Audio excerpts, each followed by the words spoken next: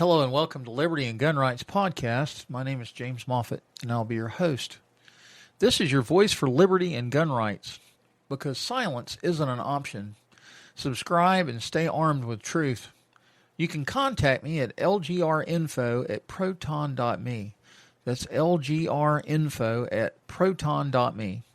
Thank you and have a nice day. Goodbye.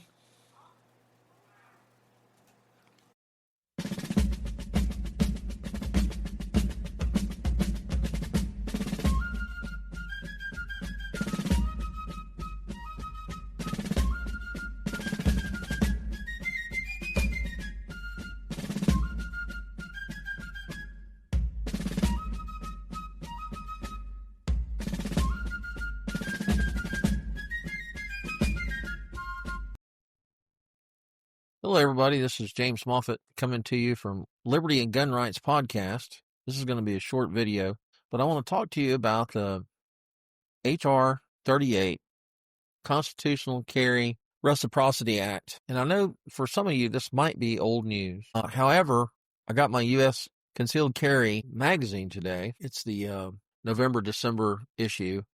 It's quite good. And if you are not a member of USCCA, United States Concealed Carry Association, I would encourage you to do that. And one of the reasons I would encourage you to do it is because most people don't think about what happens after the smoke clears. In other words, we spend a lot of time researching weapons and guns, rifles, AR-15s, whatever your weapon of choice is.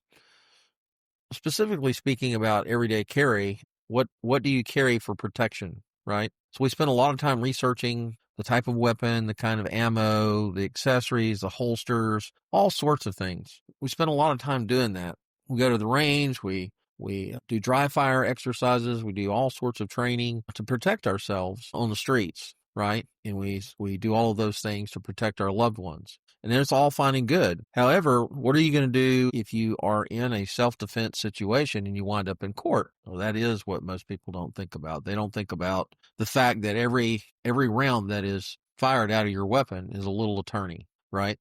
And depending on the jurisdiction that you're in, the district attorney's office may not be supportive of the Second Amendment, may not be supportive of your right for self-defense, right? So USCCA is one of several Second Amendment insurance, self-defense insurance that you can purchase would provide you with legal recourse, provide you with an attorney who is well-versed in gun laws in your state and self-defense, and they will come to your defense in a court of law and keep you out of prison, basically. And unless you have $10,000 or $20,000, $30,000 sitting in the bank in a savings account that can bail you out of jail, then it would be my recommendation that you consider. I had USCCA for quite a few years, and I paid $30 a month. I recently switched over to, I think, something called CCW Safe, which actually provides better coverage for $19 a month.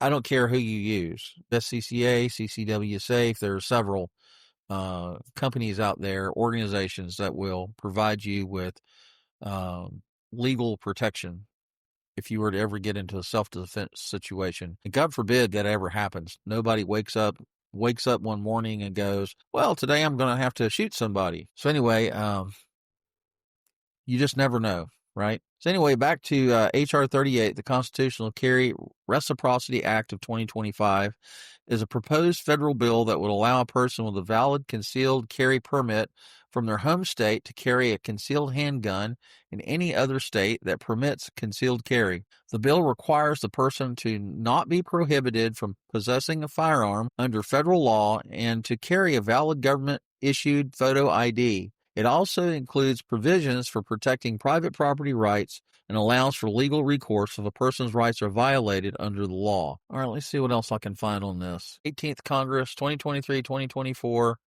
A Concealed Carry Reciprocity Act introduced in House January 93. This bill established a federal statutory framework. This is coming from congress.gov. Let me go there. Let's see. Federal statutory framework to regulate the carry or possession of concealed firearms across state lines. Specifically, an individual who is eligible to carry a concealed firearm in one state may carry or possess a concealed handgun other than a machine gun or destructive device in another state that allows its residents to carry concealed firearms. It sets forth requirements for the lawful concealed carry across state lines. The bill preempts most state and local laws related to concealed carry and establishes a private right of action for a person adversely affected by interference with a concealed carry right established by this bill. So anyway, if you carry if you have an everyday carry defensive firearm that you use as your everyday carry, and you want to, let's say,